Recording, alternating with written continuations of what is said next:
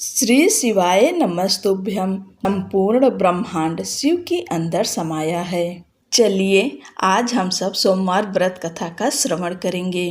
भगवान शिव शीघ्र प्रसन्न होने वाले और बहुत ही भोले स्वभाव के माने जाते हैं, इसलिए तो उन्हें भोलेनाथ कहा जाता है। माना जाता है कि शिव जी को प्रसन्न करने और उनकी कृपा पाने के लिए किसी कठिन अनुष्ठान की आवश्यकता नहीं होती है।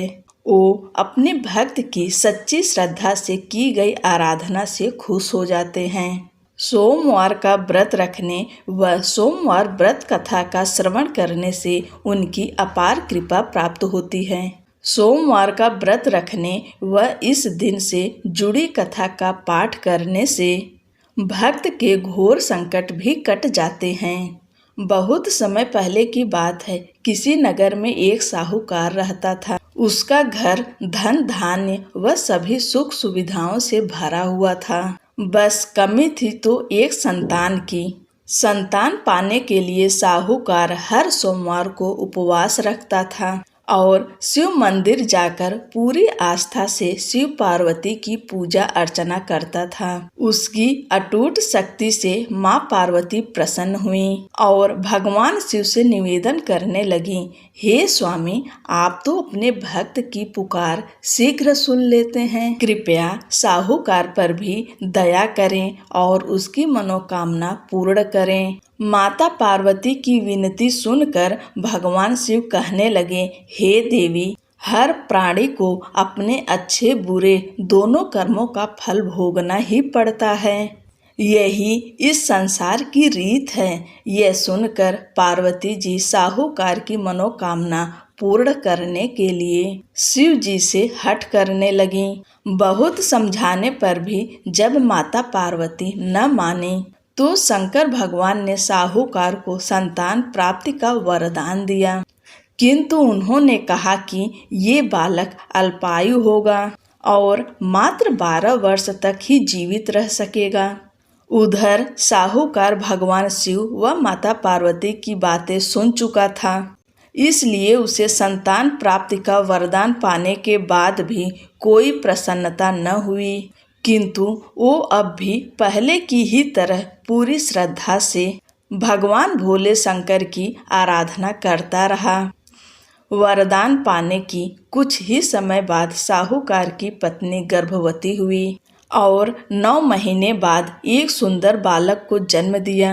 जब बालक 11 वर्ष का हुआ तो साहूकार ने उसके मामा को बुलाकर कहा कि इसे काशी पढ़ने के लिए ले जाओ। तुम लोग रास्ते में यज्ञ व दान पुण्य करते हुए जाना। ये कहकर साहूकार ने उन्हें खूब धन देकर विदा किया। इधर काशी प्रस्थान के बाद मामा भांजे एक गांव से गुजर रहे थे। वहां एक राजकुमारी का विवाह हो रहा था, परंतु राजकुमार एक आंख से काना था।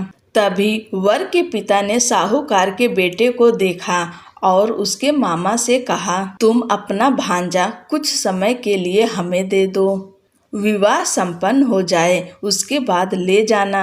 राजकुमार के पिता ने दोनों को खूब धन दिया और इस प्रकार साहूकार के बेटे के साथ राजकुमारी का विवाह संपन्न हो गया।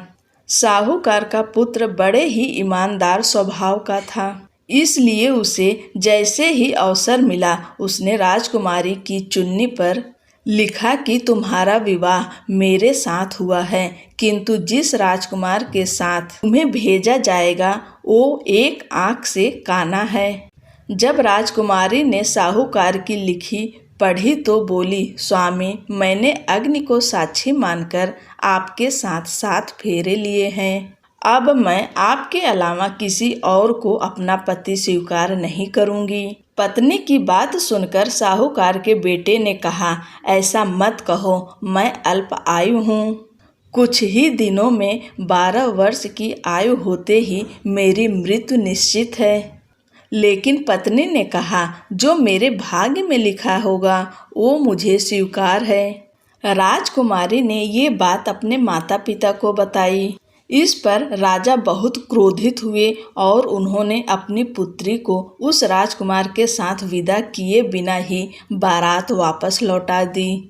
उधर साहूकार का बेटा व उसके मामा काशी पहुँचे। वहाँ जाकर दोनों ने कई यज्ञ अनुष्ठान किए और साहूकार के बेटे ने विद्या ग्रहण करना शुरू किया। जिस दिन बालक 12 वर्ष का हुआ उस दिन भी मामा भांजे दोनों यज्ञ करने जा रहे थे, किंतु अचानक साहूकार के बेटे की तबीयत बिगड़ने लगी। उसने अपने मामा से कहा, मामा मेरी तबीयत कुछ ठीक नहीं लग रही है। ये सुनकर मामा ने उसे अंदर जाकर आराम करने को कहा। बालक अंदर जाकर आराम करने लगा, किंतु आज ही के दिन उसकी मृत्यु निश्चित थी। अतः कुछ ही समय में उसके प्राण निकल गए। भांजे की मृत्यु होने पर मामा विलाप करने लगे। संयोगवश उसी समय भोलेनाथ व पार्वती जी उसी रास्ते से जा रहे थे। माता पार्वती ने शिव जी से कहा, हे स्वामी, ये करुण स्वर किस ओर से आ रहा है? मुझसे ये सहन नहीं हो रहा है। कृपया आप इस व्यक्ति के कष्टों का निवारण करें। माता पार्वती की विनती सुनकर जब भगवान शिव मृत बालक के पास पहुँचे तो देखा कि ये तो उसी साहूकार का पुत्र है जिसका जन्म मेरे वरदान स्वरूप हुआ था और अब इसका जीवन पूरा हो चुका है। माता पार्वती दुखी होकर कहने लगी, हे प्रभु, इस बालक को मृत देखकर इसके माता पिता वियोग में अपने प्राण त्याग देंगे। इसलिए कृपया आप मेरी विनती सुने और इस बालक को जीवन दान दें। पार्वती जी के निवेदन पर भोलेनाथ ने उस बालक को जीवन दान का वरदान दिया। शंकर जी के आशीर्वाद स्वरूप बालक फिर से जीवित हो गया। उसने अपनी शिक्षा पूरी की और अपने मामा के साथ नगर लौट पड़ा। दोनों चलते चलते उस नगर में पहुँचे जहाँ राजकुमारी के साथ बालक का विवाह हुआ था। वहाँ पहुँचकर उन्होंने एक यज्ञ का आयोजन किया जिसमें उस नगर के राजा यानी राजकुमारी के पिता भी शामिल हुए। उन्होंने साहूकार के बेटे को देखते ही पहचान लिया और महल में ले जाकर उसका खूब आदर सत्कार किया। इसके बाद राजा ने अपनी पुत्री को बालक के साथ विदा कर दिया। इधर साहूकार पति पत्नी कई दिनों से भूखे प्यासे रहकर बेटे के वापस आने की राह देख रहे थे। उन्होंने निश्चय किया था कि यदि उनके बेटे की मृत्यु हो जाएगी तो वो भी प्राण त्याग देंगे।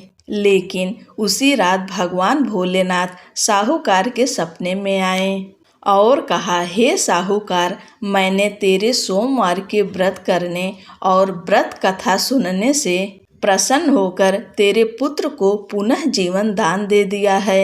बेटे के जीवित होने का समाचार पाकर दंपत्ति बहुत खुश हुए और भगवान भोलेनाथ माँ पार्वती को बारंबार प्रणाम किया।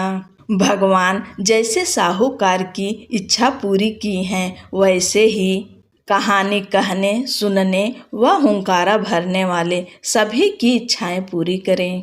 बोलो शंकर भगवान की जय, माता पार्वती की जय।